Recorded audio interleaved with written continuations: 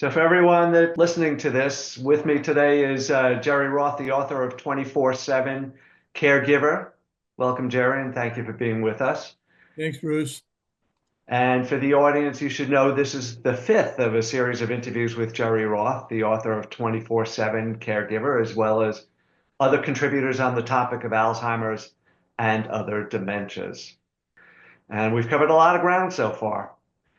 Today, we're going to talk about your support ecosystem, which was and continues to be constituted of friends, family, and also organizational affiliations. And all, at least in my opinion, from what I've seen, Gerry, an abundance of friendship, love, and support. So I'd like to tee this topic up by reading the closing comments from Michael Verde and his presentation, which I believe can be found on YouTube. It's a documentary, actually. Love is listening, healing the dis-ease of dementia.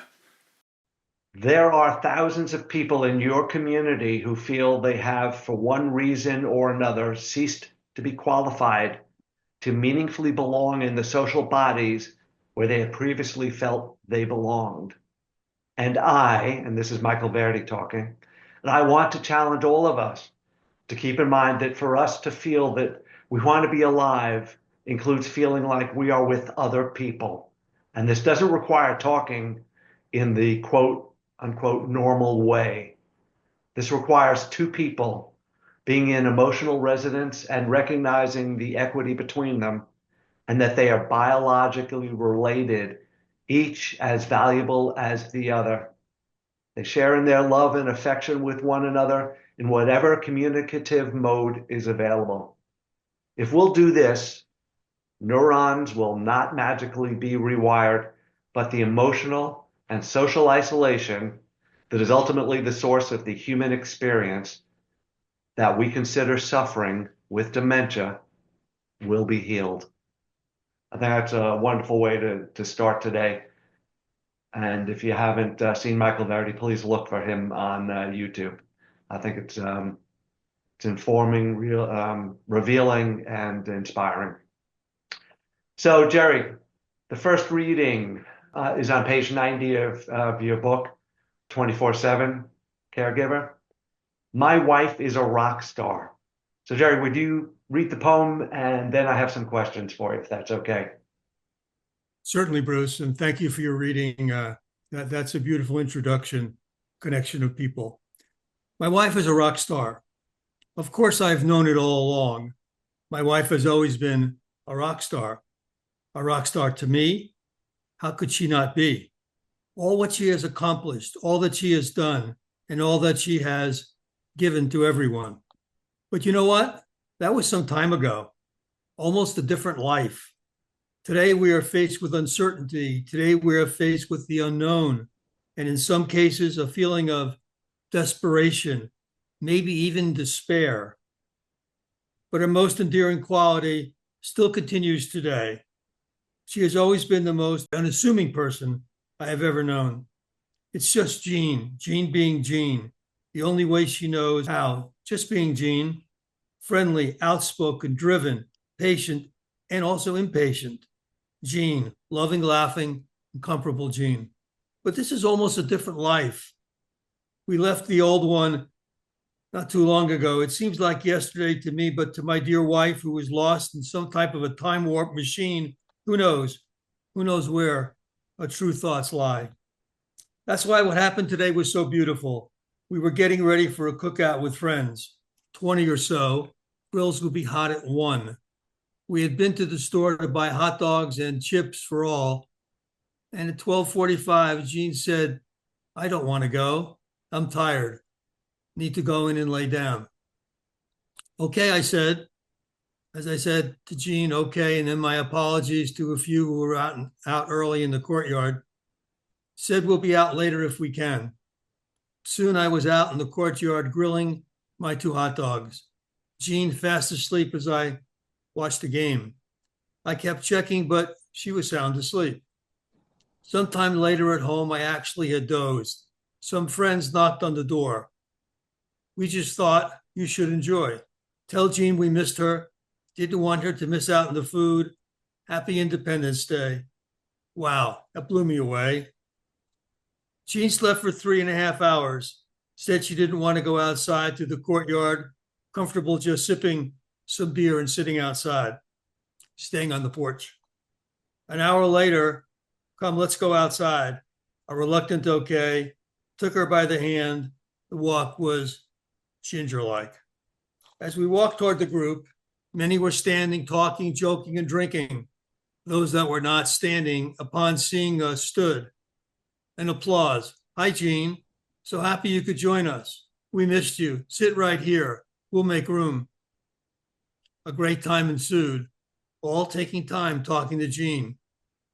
She interacting beautifully. She has become so much better at interacting socially. As we were leaving some hour and a half later, again, people stood up and said, thank you, Jean. Thank you for coming. Have a good night. Even, we love you, Jean.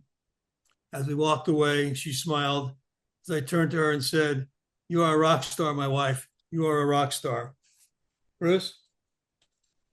We love you, Gene. So I've got to ask before I delve into the poetry. I did hear you say you're out in the courtyard grilling your two hot dogs. So you've spent time in New York. I've got to ask. My mouth was actually watering as you read that.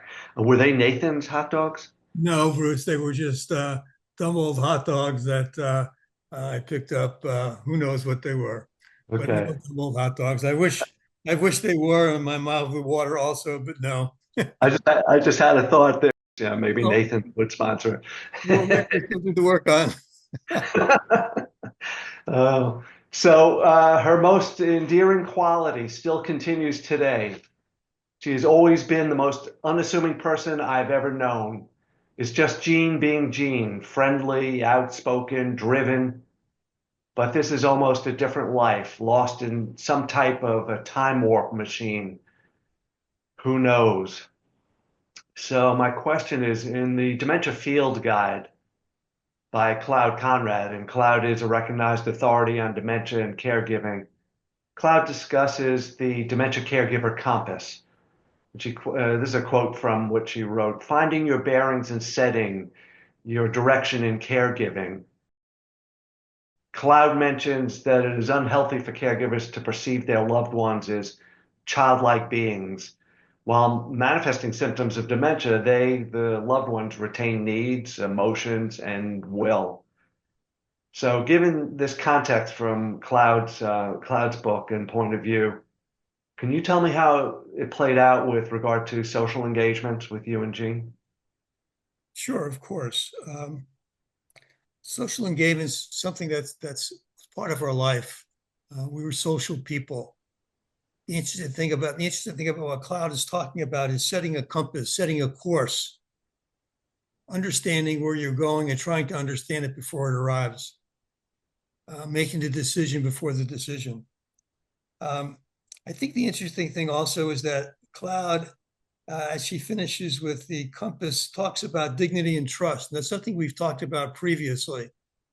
And I will tell you that you read about, Cloud mentions a childlike. When I hear people talk childlike, it makes me bristle, because what happens is it dismisses the dignity of my wife, all the things she went through. And just a quick story, you know, she's in there. People that have dementia are in there. Not too long, really not too long before Jean had passed, I was reading to her. She was lying in bed, looking out the window, and reading to her about our wedding, a book that I wrote about our lives. And I was in about 10 minutes, and Jean's eyes and head moved to the right, looking out the window. And I had a feeling she was no longer listening. And I stopped for a few minutes, and she said, there's more to that story. Are you finished? And I think that's great. So Yeah. talk about dignity and talk about trust. But the compass is a way of understanding where you're going. Bruce?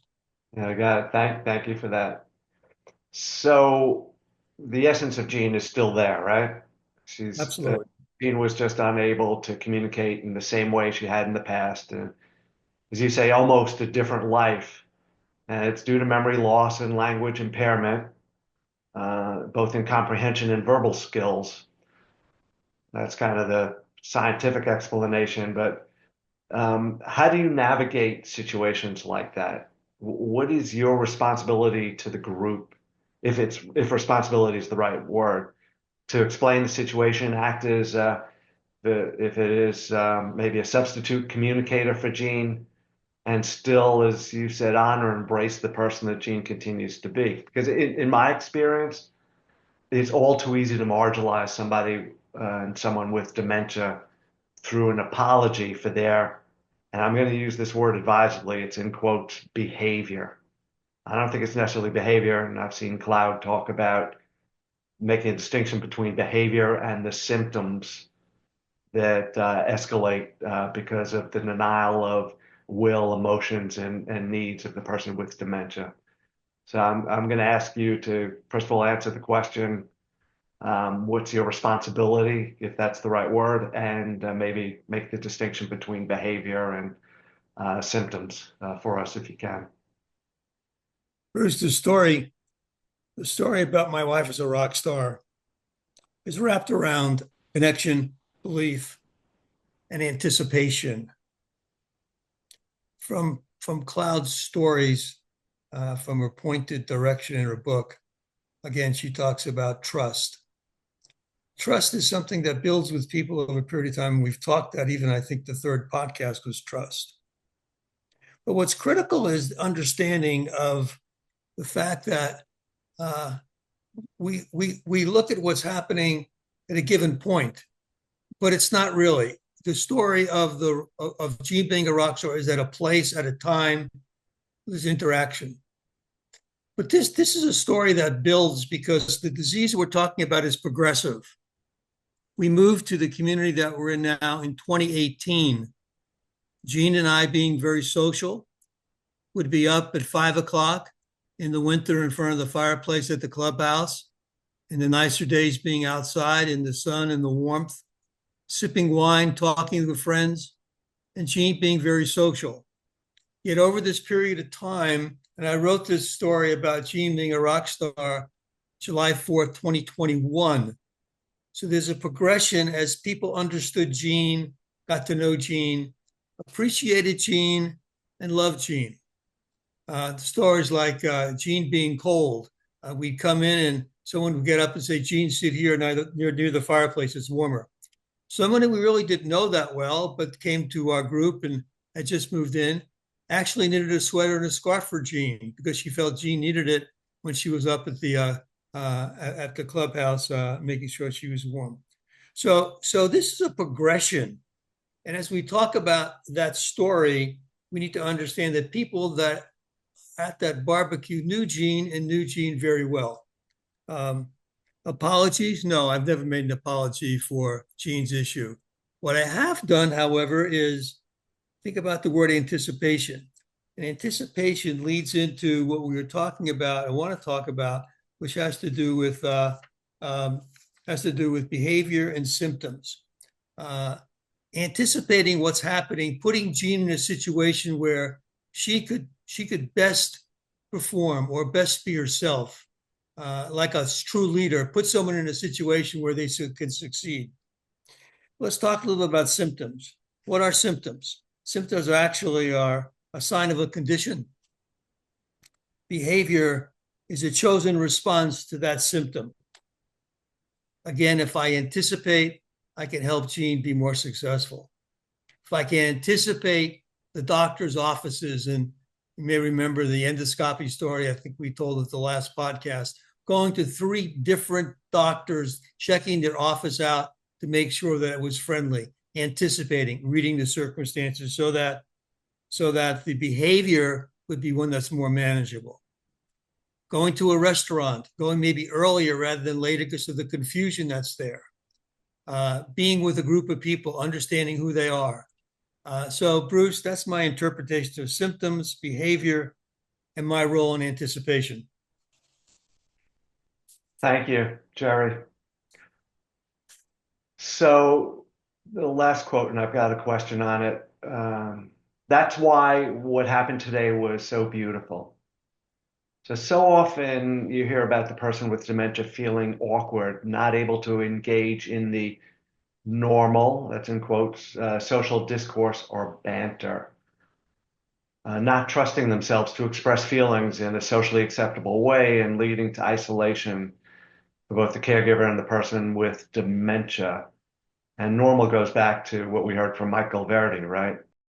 Feeling like we're with other people and this doesn't require talking in the normal way. So I think it ties into what we're talking about here.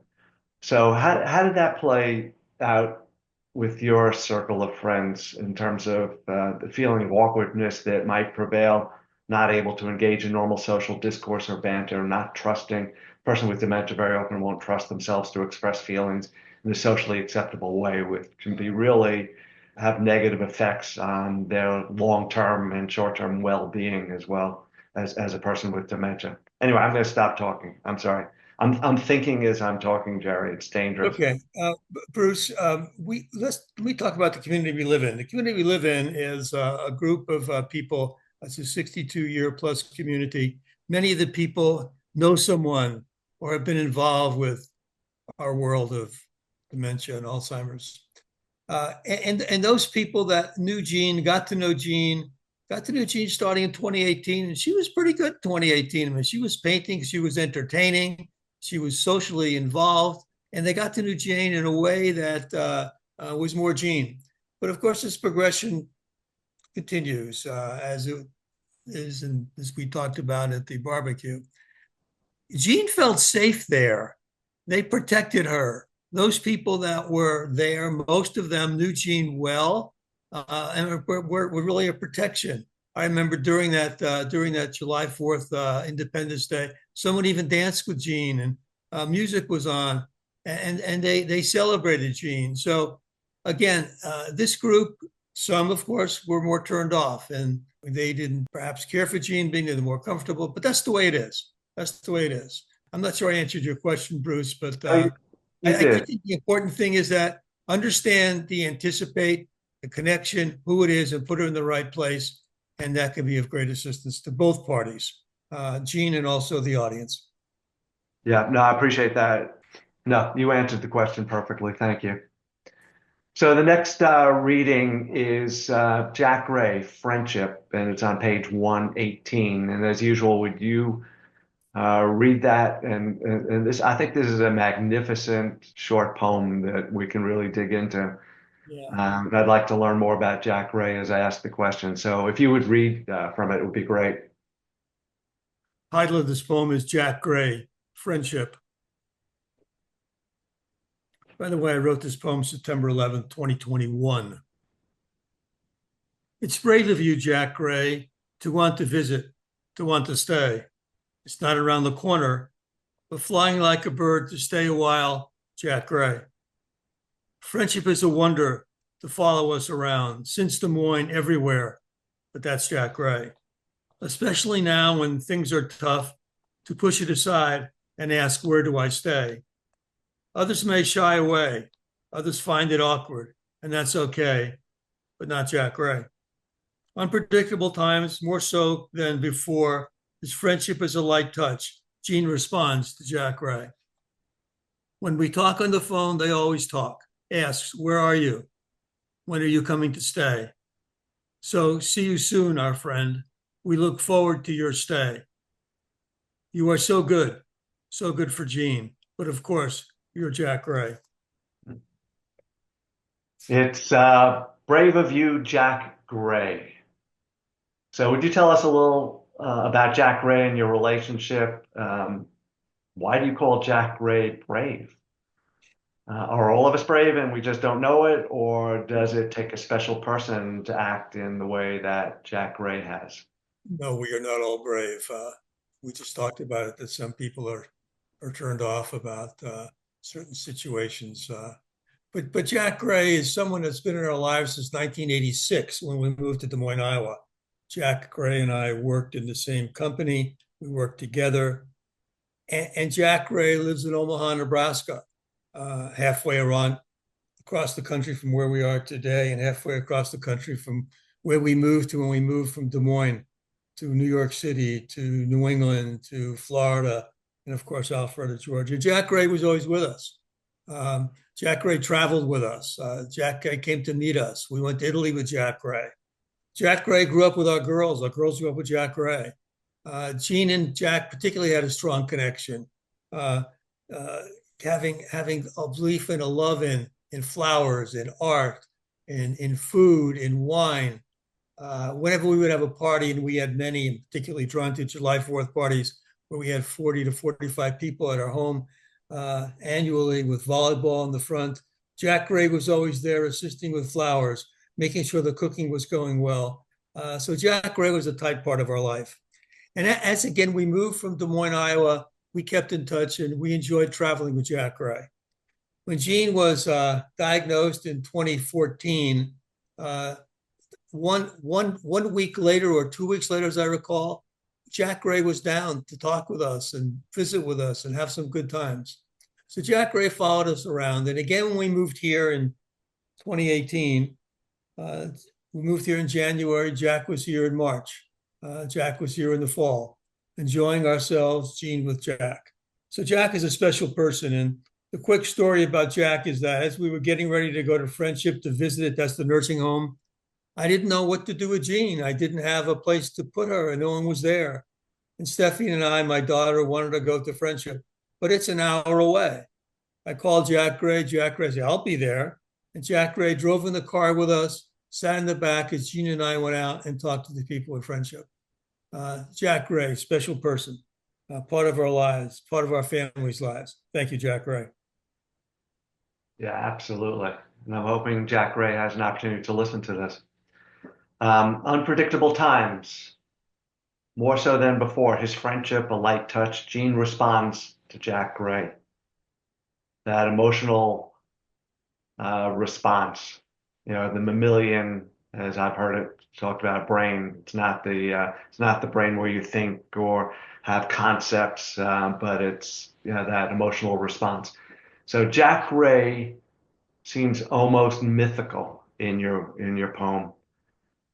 What story would you tell about Jack Gray that would allow caregivers to harness their human qualities to connect with a person with dementia? And I use mythical advisedly. I'm reading through the Iliad, Homer's poem, Greek mythology, and Jack Gray really does seem mythical. So what can we do what story can you tell to help caregivers in harnessing their human qualities to connect with a person with dementia, to provide that companionship that's so necessary? Bruce, first of all, Our human side. And I'm sorry. Bruce, you know me, I am not mythical. Not at all. I remember Jack Ray seems mythical, though. Yeah, I agree. I was just thinking about you asking Yeah. about me trudging my way through the Iliad in school. But anyway, Jack Gray. A couple of stories about Jack Gray, and again, I focus back on traveling to Friendship with Jack. We had nowhere to go. We needed someone to stay with Jean. Jack Gray was here in a flash. One night when Jack was here, Jean got ill. Nothing to do with dementia. She got ill. He was right there, really like a nurse, cleaning up, making sure Jean was okay. Probably a better nurse than I certainly was. Thank you, Jack Gray. Traveling to Europe with Jack Gray. Jack Gray would travel to Europe because that was part of his job. As he showed us around his favorite places and business positionings in Italy, going to fashion shows with Jack Gray. Always it was Jean, always talking to Jean, connecting with Jean. I was there kind of like a third person, and they had a beautiful relationship. And that continued. And Bruce, I don't know what else to say more than that, to say this is a friendship, a dear friend. And when you're a friend, you take it all in, the good, the bad, whatever. And Jack Gray was always there for us. Yeah. Quickly, that story about a couple of podcasts ago about Chick-fil-A. Jack Gray was with us at Chick-fil-A. You may remember Jean was wandering. Before that, Jack went out to the car to wait for us and kept waiting and saw Jean walking around mystified. And he was very comforting, getting Jean back into the car, more so than I probably. So that's Jack Gray. Thank you, Jack Gray. Fantastic. Gerry, we have a few minutes left here. I'd love for you to read. It's the poem 8110 on page 120, and then I've got some questions for you. Okay. 8110. It's right across the hall, 8110. We're 8109, just a few steps away. But it's more than that.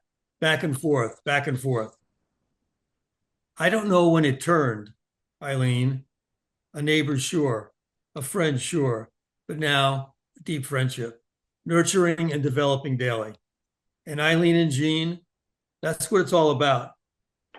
Now, that is truism at its best. Most mornings a call. How's our girl? How's she doing? Okay. See you later. Maybe it's lunch. Maybe it's dinner, in or out. Maybe just a glass of wine. Maybe it's just I bought this, so come on over. And then I'll bring the apps. I got the dessert. Perhaps it's because she didn't know Jean before. Perhaps it's because she can only see and hear the todays. But Eileen seems to appreciate the little things, the things that took me so long to see, the things that took me so long to appreciate. We smile at each other, listening and watching Jean. Country or pop really doesn't matter. As we watch, eyes closed, head bob, foot tap, searching for the words she knew long ago. She makes Jean feel so comfortable. Her speech is usually at its best, and you just listen carefully, so often, her tone. Oh, that's funny, Jean. That's really funny. Love you, Jean. Wow. Is that reaching out to grab onto her old self? Maybe. With me, friends. We're tight. Sometimes she puts up with me, and sometimes it's the other way. But she is good for me, very good for me. Someone to talk with, someone to talk to. And she tells me her issues of the day, and I relate mine. We said some time ago, there for each other. Perfect. But she's tough with me, relentless. Is that her picture in the dictionary?